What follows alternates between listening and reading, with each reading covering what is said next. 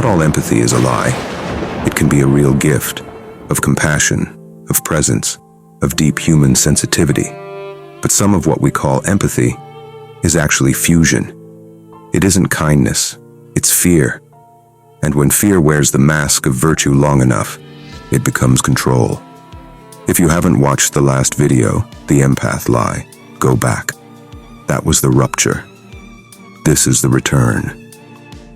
Carl Jung, the pioneer of depth psychology, warned us, until you make the unconscious conscious, it will direct your life, and you will call it fate. If you're one of these MBTI types, INFJ, INFP, or ENFP, you're one of the rare ones who carry this gift of empathy. But if you feel everything and lose yourself in the process, this is for you. These are the 10 commandments of the true empath, the boundaried empath, the awakened empath. Let's begin. Commandment 1. You shall feel deeply, but you shall not disappear. Sensitivity isn't a sentence. It's a signal. It's a form of attunement to the subtle emotional world, not a reason to dissolve within it. The true empath learns that feeling deeply is only a gift if it doesn't erase their edges. You aren't here to vanish. You're here to carry depth with form. Your soul was never meant to be a sponge. It was meant to be a vessel. Commandment 2. You shall give generously, but never to secure your place in someone's life. Love isn't a transaction. When giving becomes a survival strategy, it stops being love and becomes emotional currency.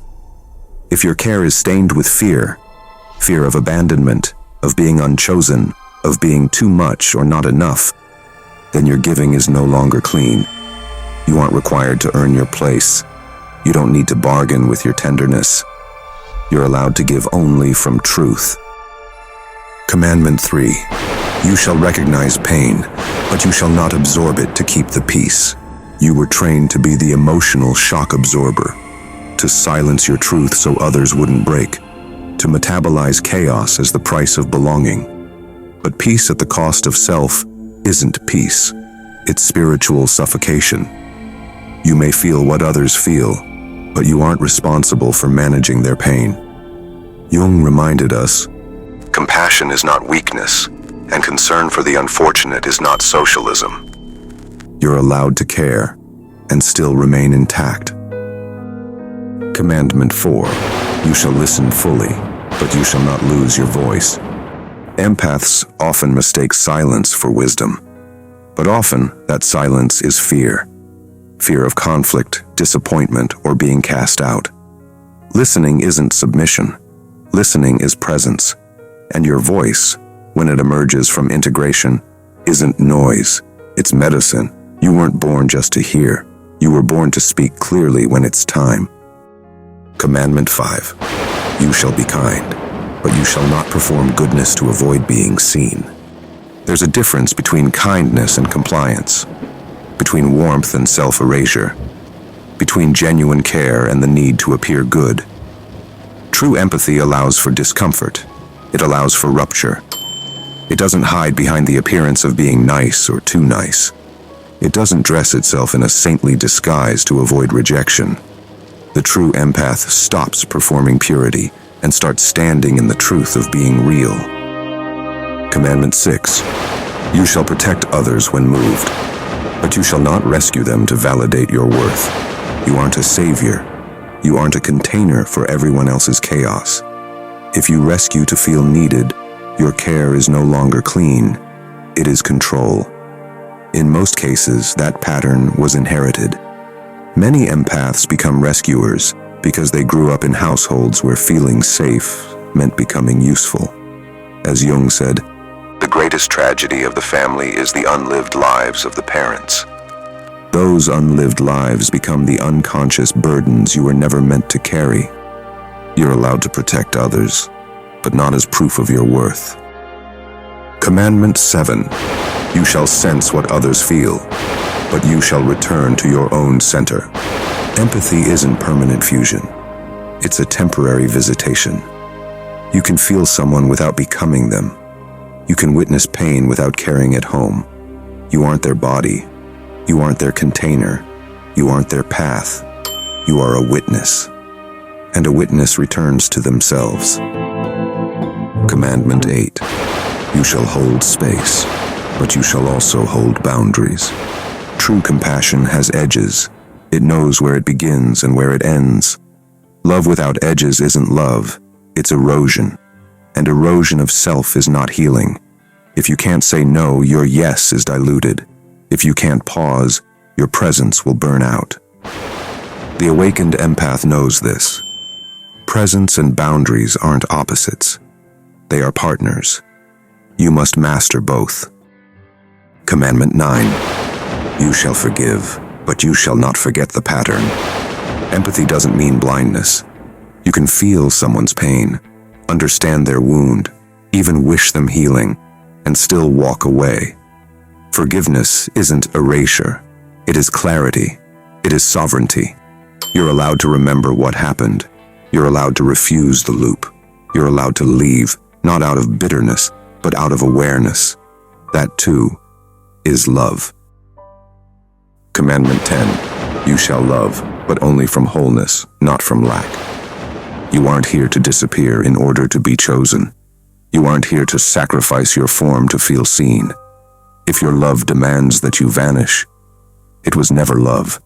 It was a transaction built on your disappearance. True love flows from overflow, not desperation. The true empath gives from alignment, not survival. And in doing so, they never lose themselves again. These commandments aren't meant to harden you. They're meant to give you shape. Because too often, empaths are praised for their softness, but destroyed by their lack of structure. What you're building now isn't just kindness. It's ethical clarity, emotional sovereignty, spiritual boundaries. And this work you're doing, it's deeper than most people realize. It's not just self-care, it's shadow work.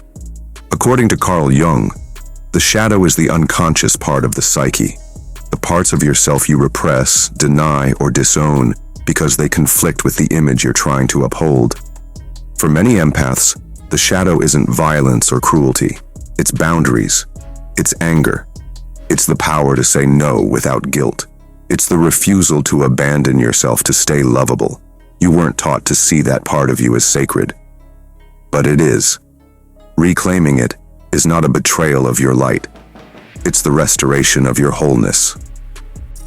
This is what Jung called individuation, the psychological process of becoming who you truly are, not who you were trained to be, not who others needed you to be, but who you were always meant to be when all the lost pieces return. Individuation isn't self-improvement. It's self-integration. It's the art of uniting the conscious with the unconscious, the light with the shadow, the kindness with the strength. It's what happens when you stop collapsing for love and start standing for truth. You're no longer performing goodness to avoid discomfort. You're no longer disappearing to feel safe. You're no longer absorbing pain to prove you care. You are learning how to carry your empathy without erasing your edges. You are learning to feel with clarity, love with boundaries, and stay intact even when others unravel. So ask yourself honestly, what commandment was hardest to hear?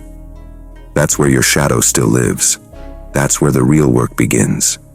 And that's exactly where you're being invited. Subscribe if you're ready to keep going. Share this with someone who still confuses empathy with collapse. And remember, real empathy doesn't mean losing yourself in the name of connection. It means loving cleanly, feeling deeply, and never forgetting where you end and others begin. Because, as Jung said, the privilege of a lifetime is to become who you truly are. And empathy, real empathy, begins where self-loss ends. This is what empathy looks like after awakening. See you soon in the next video. Take care.